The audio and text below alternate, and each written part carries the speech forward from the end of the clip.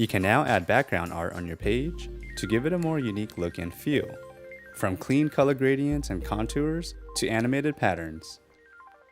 You can use a preset pattern or customize it by choosing specific shapes, sizes, and motions, or if you prefer, upload your own repeating image.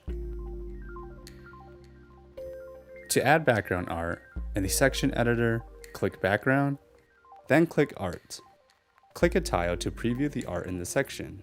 Colors are automatically pulled from the bright options in your color palette. To further customize your design, click one of the small circles that appears over the tile. To customize it even further, click the settings icon to open the details panel. Click any category to expand the drop-down menu and see more options.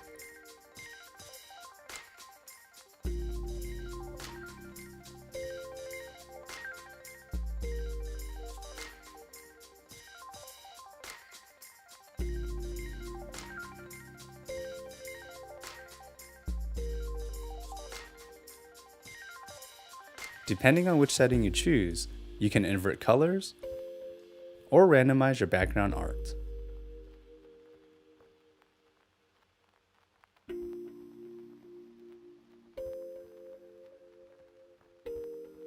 Let us know if you have any questions.